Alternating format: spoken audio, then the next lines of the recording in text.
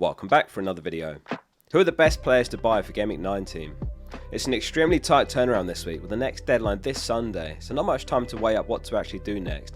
Let's get straight into it, starting off with the goalkeepers. It's another two-way tie this week. Alisson and Raya are both on 3.9 projected points. Their respective fixtures are West Ham away and Brentford away. Liverpool conceded just 0.34 expected goals against Leicester, so it was disappointing to have that clean sheet wiped for everyone that had defenders or Alisson. Only 4 shots conceded, which was also the lowest of all the Boxing Day games. An individual mistake from Robertson getting spun by Ayew, proving costly for the clean sheet points.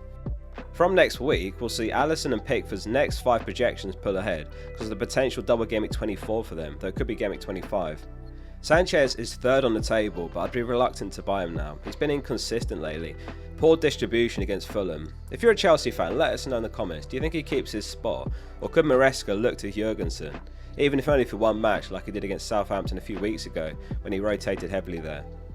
Henderson, perhaps the standout budget keeper. He's got Southampton home, which is an amazing entry point, and the next 5 includes Leicester, West Ham and Brentford as well, with some further great fixtures well beyond that. Sales for 0.3 mil more trails Pickford by just 2 points over the season as the second top scoring keeper. He does have a kind of run of fixtures in Everton overall.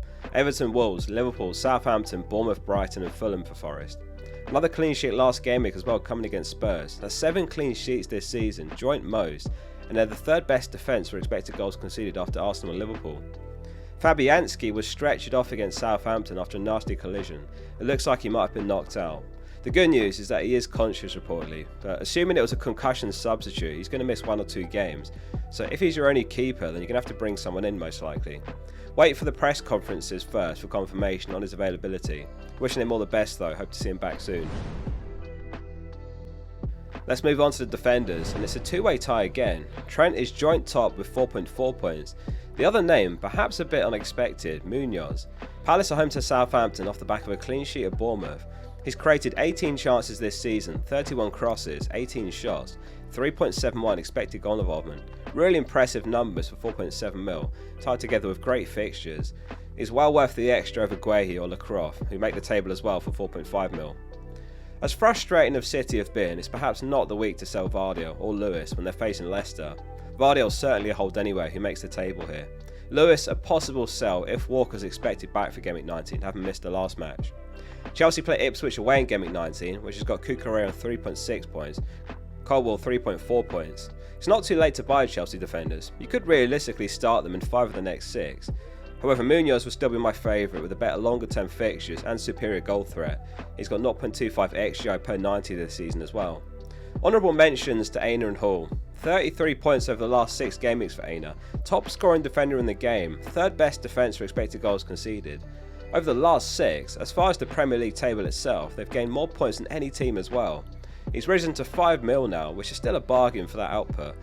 He's got Everton and Wolves away, then Liverpool home, before Southampton home and Bournemouth away. So it's not too late to jump on the Forest defence with some solid fixtures to come still. Hall's got 3 clean sheets on the bounce, though it is 2 away games next against Man United and Spurs.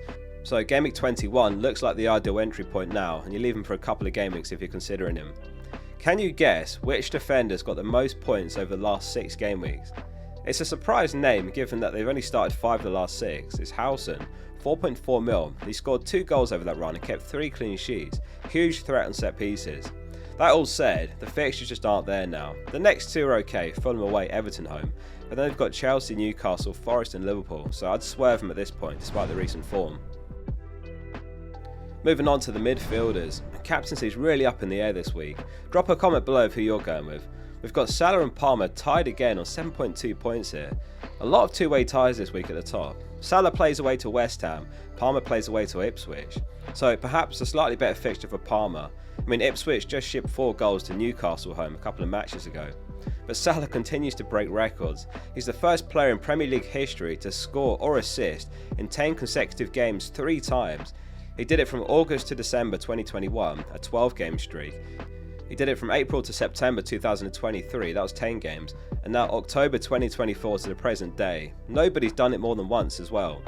He's on 45 more points than Palmer as well, with 1 fewer game played. Elsewhere in the table, Son is 3rd on 6.6, Odegaard 5.3, Eze home to Southampton on 5.1. So Eze or Sarr then, which one? I'd actually give Eze the edge still for the additional routes to points. 9 shots taken from free kicks, 29 corners taken, possibly penalty duties, but it might be Mateta on him ahead of the pecking order. 0.8 mil does separate Eze and Sarr though, so it ultimately depends on what you can use that money for, like that's Trent over Van Dijk, or Isak over Jackson, etc.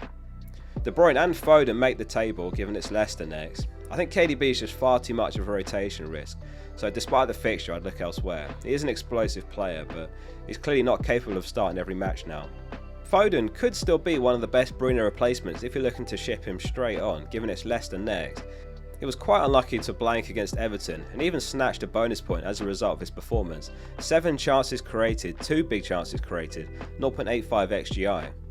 Someone who doesn't quite make the table but a player that I'm considering to buy in the near future is Gordon. He scored a brilliant curler outside the box last match. Newcastle are purring in attack lately and he's returned in 3 games in a row, and he's got a fixture run of Man United, Spurs, Wolves, Bournemouth, Southampton and Fulham. There's got to be goals in there. Is Martinelli being slept on? He's only 6.7 mil, 4.2% owned, 6 returns this season. He's likely to get a ton of minutes in Saka's absence, probably primarily in that right wing spot, but he needs to start delivering on a more consistent basis. But right now, there's no stand-up best 3rd or 4th midfielder really, so it is an opportunity to go whichever way you want with your team. Rodgers is another one. He's on 4.1 projected points. He's got 2 home games in a row, Brighton and Leicester next, so it's the perfect entry point for the 5.4 mil mid. And he started all 18 games for Villa this season, 8 returns in total. I think next season we'll probably be paying 7 mil for him, which underlines his value. Ahmad feels like a pick that can wait a couple of weeks now. I mean, Newcastle and Liverpool next, that's pretty tough, and then they've got Southampton and Brighton home from Gameweek 21. It's peak FPL really. As soon as people start buying Enzo, Ahmad, etc., they start blanking.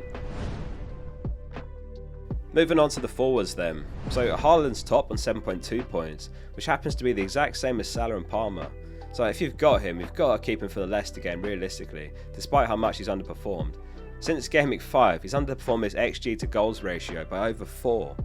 Is it worth buying him though? Well, the issue is, it's a minimum of 2 transfers to get there really, and will you even captain him at any point over the next 4? It's pretty unlikely, and then it's another 2 or 3 transfers to get him back out. A goal and an assist for Cunha last match, he's now the top scoring forward in the entire game.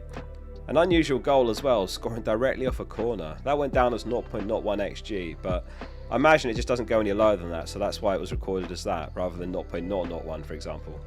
Vitor Pereira is the first Wolves manager to win his opening 2 Premier League games in charge. He's already won as many games as O'Neill did all season, crazy.